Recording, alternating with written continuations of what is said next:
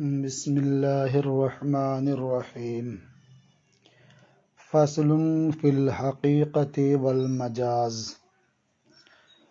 یہ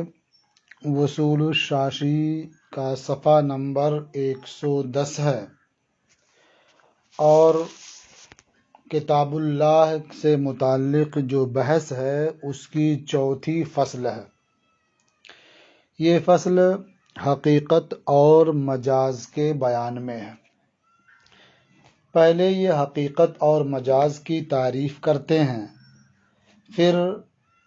حکم بتاتے ہیں، مثالیں دیتے ہیں۔ فرماتے ہیں کل لفظ وضعہ واضع اللغت بإزاء شیء فہو حقیقت لہ۔ ہر وہ لفظ جسے واضع لغت نے کسی شے کے مقابل وضع کیا تو وہ لفظ اس شے کے لیے حقیقت ہے۔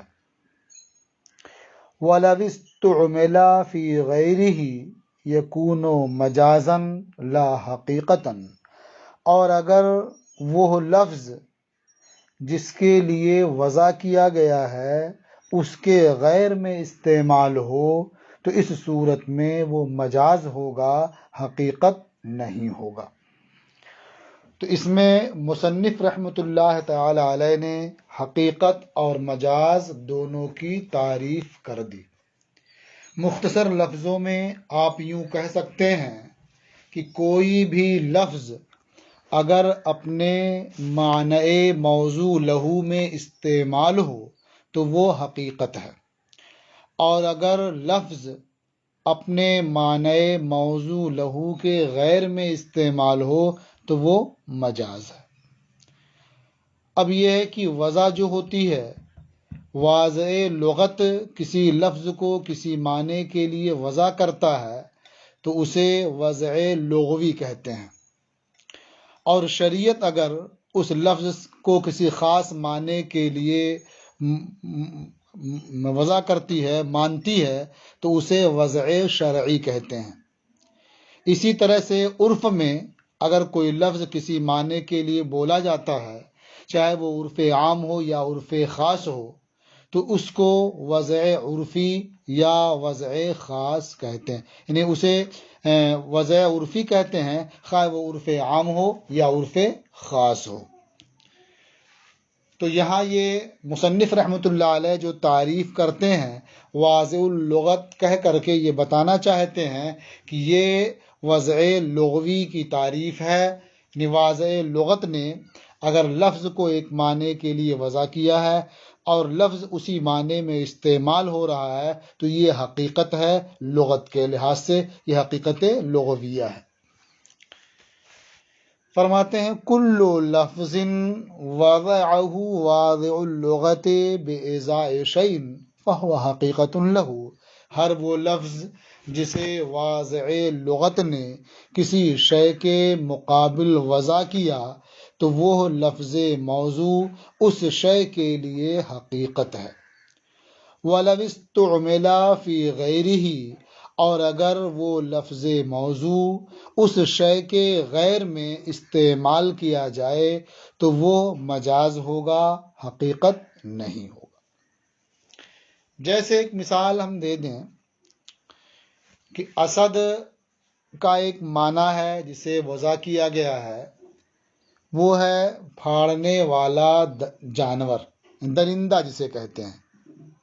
تو ایک خاص پھاڑنے والا جانور ہے، ایک درندہ ہے، اس کے لیے اسد کی وضع ہوئی ہے۔ اب اگر اس کا استعمال کسی بہادر شخص کے لیے ہو تو ظاہر ہے کہ لفظ اسد کی وضع بہادر شخص کے لیے نہیں ہوئی ہے بلکہ وہ تو خاص درندہ جانور کے لیے ہوئی ہے۔ تو جب وہ لفظ اسد اپنے اس خاص درندہ جانور کے لیے بولا جائے گا تو اسے حقیقت کہیں گے، اور جب لفظ اسد بولا جائے گا کسی بہادر شخص کے لیے تو اسے مجاز کہیں گے۔ ثم الحقیقت مع المجاز لا یجتمعان ارادۃ من لفظ واحد فی حالۃ واحدہ۔ پھر حقیقت اور مجاز دونوں ایک حال میں ایک لفظ سے مراد نہیں لیے جا سکتے، یعنی کسی لفظ سے اس کا معنی حقیقی بھی مراد لیا جائے، اس کا معنی مجازی بھی مراد لیا جائے، یہ نہیں ہو سکتا۔ ایک ساتھ ایک حالت میں حقیقت مجاز کے ساتھ جمع ہو، ایسا نہیں ہو سکتا۔ تو فرماتے ہیں ثم الحقیقت مع المجاز لا یجتمعان ارادتا، پھر حقیقت مجاز کے ساتھ ایک لفظ سے ایک حالت میں مراد ہونے کے لحاظ سے جمع نہیں ہو سکتی، یا حقیقت اور مجاز دونوں ایک ساتھ مراد نہیں ہو سکتے ایک ہی لفظ سے ایک ہی حالت میں۔ وَلِہَذَا قُلْنَا، اور اسی لیے ہم نے کہا، یعنی جب یہ بات مسلم ہے کہ حقیقت اور مجاز دونوں ایک ساتھ مراد نہیں لیے جا سکتے، تو اس لیے ہم نے یہ کہا کہ نبی کریم صلی اللہ تعالی علیہ وسلم کا جو ارشاد ہے لا تبیع الدرہم بالدرہمین ولا الساع بالساعین، یعنی حضور نے ارشاد فرمایا کہ ایک درہم کو 2 درہم کے بدلے نہ بیچو اور ایک ساع کو 2 ساع کے بدلے نہ بیچو۔ اب ساع کا ایک معنی حقیقی ہے اور ایک معنی مجازی ہے۔ سا حقیقتاً اس پیمانے کو کہتے ہیں جس میں کوئی چیز رکھ کر کے ناپتے ہیں۔ جو پیمانہ لکڑی کا ہوتا ہے یا زمانے کے بدلنے کے لحاظ سے وہ لوہے وغیرہ کا بنایا جاتا ہے، جیسے اس زمانے میں گاؤں دیہات میں ناپنے کے لیے سیئی ہوتی ہے، کہیں مانا ہوتا ہے۔ تو سا ایک پیمانہ ہے ناپنے کا، تو سا کی جو وضع ہوئی ہے اصل، یہ اسی پیمانے کے لیے ہوئی ہے، تو یہ حقیقت ہے۔ اور مجازن سا اسے بھی کہتے ہیں جو چیز اس پیمانے کے اندر آتی ہے۔ مثلا اس پیمانے میں گیہوں بھر دیا تو الگ رکھ دیا، پھر تو کہتے ہیں ایک سا ہے یہ۔ تو سا جو پیمانے میں آئے سمائے اسے بھی کہتے ہیں، اور خاص پیمانے کو بھی سا کہتے ہیں۔ بس خاص پیمانے کو سا کہنا یہ حقیقت ہے، اور جو چیز اس میں سمائے اسے سا کہنا یہ مجاز ہے۔ تو چونکہ یہ مسلم ہے کہ حقیقت اور مجاز دونوں ایک حالت میں ایک ساتھ مراد نہیں ہو سکتے، تو ہم نے کہا لما اریدا ما يدخل في الساع بقوله عليه السلام لا تبيع الدرهم بالدرهمين ولا الساع بالساعين سقط اعتبار نفس الساع۔ فرماتے ہیں کہ جب علماء باتفاق علماء نبی کریم علیہ السلام کے ارشاد لا تبیع الدرہم بالدرہمین ولا الساع بالساعین میں سا سے مراد وہ چیز ہے جو نفس سا میں حلول کرتی ہے، سماتی ہے، داخل ہوتی ہے۔ جب یہ اتفاق علماء سے مراد ہے سقط اعتبار و نفس سا، تو خود نفس سا کا اعتبار ساقط ہو گیا، یعنی خود اس خاص پیمانے کو مراد لینا یہ ساقط ہو گیا، اب وہ مراد نہیں لے سکتے۔ تو اب ایک سا کو 2 سا کے بدلے بیچنے سے منع کیا گیا ہے، اور سا سے مراد وہ شے ہے جو پیمانے میں آتی ہے۔ تو معلوم ہوا کہ ایک پیمانے کو 2 پیمانے کے بدلے بیچیں تو اس سے منع نہیں کیا گیا۔ حتی جازا بیع الواحد منہ بالاثنین، یہاں تک کہ ایک نفس سا کی بیع 2 نفس سا کے بدلے جائز ہے۔ یہ ایک صورت ہوئی کہ دونوں مراد نہیں لے سکتے، جب ما یحل فی السا مراد لے لیا تو نفس سا مراد نہیں لے سکتے۔ دوسری ایک مثال دیتے ہیں، فرماتے ہیں وَلَمَّا أُرِيدَ الْوِقَاعُ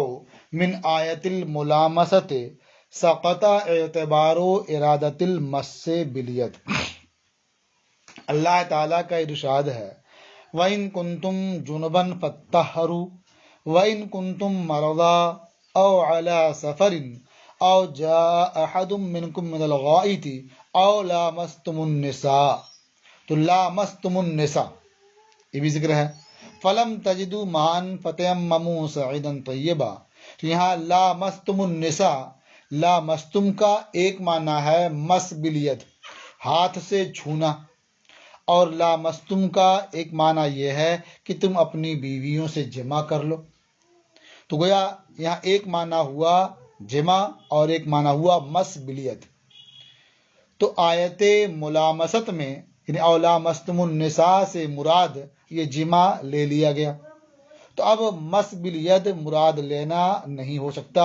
مس بالید مراد لینے کا اعتبار ساقط ہو گیا، کیونکہ اگر اسے بھی مراد لیں جیسا کہ امام شافعی نے مس بالید ہی مراد لیا ہے تو حقیقت اور مجاز دونوں کو جمع کرنا ہوگا، اور حقیقت اور مجاز جمع نہیں ہو سکتے۔ اور جب آیت ملامست سے جمع کا معنی مراد لے لیا گیا تو مس بالید کا معنی مراد لینے کا اعتبار ساقط ہو گیا، ختم ہو گیا۔ ایک تیسری مثال، قال محمد اذا اوصى لموالیہ، امام محمد رحمۃ اللہ علیہ نے فرمایا کہ جب مرد اپنے موالی کے لیے وصیت کرے، موالی مولا کی جمع ہے، اور مولا کے بارے میں آپ پہلے پڑھ چکے ہیں کہ آزاد کرنے والے کو بھی مولا کہتے ہیں، اور جسے آزاد کیا گیا ہے اسے بھی مولا کہتے ہیں۔ تو جب مرد نے اپنے موالی کے لیے وصیت کی اور اس کے وہ موالی ہیں جنہوں نے آزاد کیا ہے، اور جو ان کے موالی ہیں کچھ ان کے موالی بھی ہیں جن کو انہوں نے آزاد کیا ہے۔ مثلا زید یہ مولا ہے، اس نے آزاد کیا خالد کو، تو یہ خالد کا مولا ہوا۔ خالد نے آزاد کیا بکر کو، تو بکر جو ہے یہ اس کا یہ خالد ہے، یہ بکر کا مولا ہو گیا۔ تو اس طرح اگر کئی لوگوں کو آزاد کیا تو جس کو آزاد کیا انہوں نے کئی لوگوں کو آزاد کیا، تو یہ سب یہ جو اوپر آزاد کرنے والا ہے اس کے موالی کہلائیں گے، لیکن جن کو اس نے خود آزاد کیا ہے وہ موالی حقیقتاً، اور انہوں نے جن کو آزاد کیا ہے وہ بھی ان کے موالی ہوئے لیکن مجازاً۔ تو امام محمد رحمۃ اللہ علیہ نے فرمایا کہ جب مرد اپنے موالی کے لیے وصیت کرے وَلَهُ مَوَالٍ أَعْتَقَهُمْ، اور وصیت کرنے والے کے لیے کچھ ایسے موالی ہیں جنہیں وصیت کرنے والے نے آزاد کیا ہے، وَلِمَوَالِيهِ مَوَالٍ، اور وصیت کرنے والے کے جو موالی ہیں ان کے بھی کچھ موالی ہیں جنہیں انہیں موالیوں نے آزاد کیا ہے۔ کانت الوصیۃ لموالیہ دونا موالی موالیہ، تو یہ وصیت نافذ ہوگی، جاری ہوگی وصیت کرنے والے کے موالی کے لیے، نہ کہ موالی کے موالی کے لیے، یعنی جنہیں وصیت کرنے والے نے خود آزاد کیا ہے ان کے حق میں وصیت نافذ ہوگی، اور ان آزاد ہونے والوں نے جنہیں آزاد کیا ہے وہ اگرچہ اس کے موالی ہیں وصیت کرنے والے کے، لیکن ان کے لیے وصیت نہیں ہوگی کیونکہ وہ بالواسطہ ہیں، وہ مجازاً اس کے موالی ہیں۔ ایک چوتھی مثال، وفی السیر الکبیر،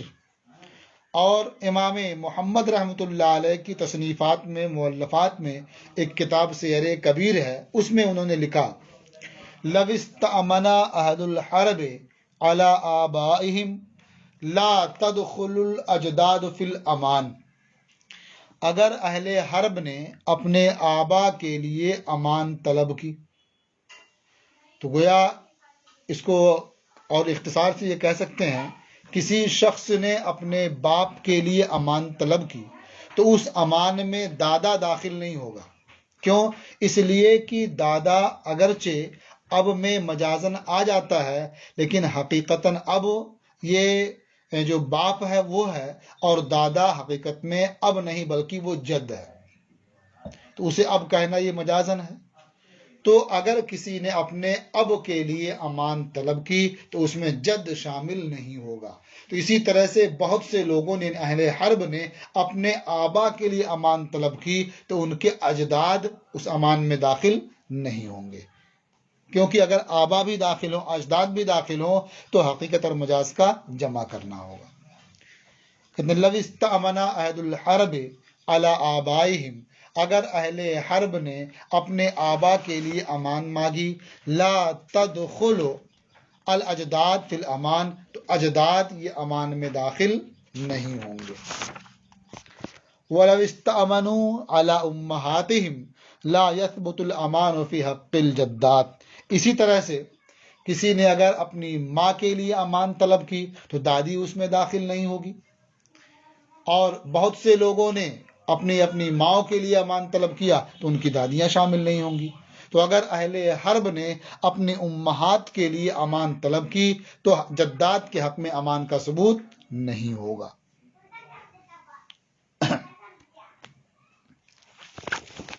اور پانچویں مثال، وَعَلَىٰ هَٰذَا قُلْنَا، اور اسی بنیاد پر ہم نے کہا، یعنی حقیقت اور مجاز یہ دونوں ایک ساتھ جمع نہیں ہوں گے، اس لیے ہم نے یہ کہا کہ اذا اوصى لابکار بنی فلاں لا تدخل المصابۃ بالفجور فی حکم الوصیت، باکرہ حقیقت میں اس خاتون کو کہتے ہیں جس کا پردہ بکارت زائل نہ ہوا ہو، یعنی کسی مرد نے اس سے ملاقات نہ کی ہو، اسے کہتے ہیں باکرہ۔ اور شریعت میں باکرہ سے مراد وہ خاتون ہوتی ہے جس سے بطور نکاح کسی مرد نے صحبت نہ کی ہو۔ اگر زنا کے ذریعہ کسی مرد نے اس سے زنا کر لیا تو شرعاً اسے باکرہ ہی سمجھا جاتا ہے اور باکرہ کے احکام ہی اس پر نافذ ہوتے ہیں، لیکن ظاہر ہے کہ وہ حقیقتاً باکرہ نہیں ہے، صرف حکماً باکرہ ہے، وہ مجاز ہے۔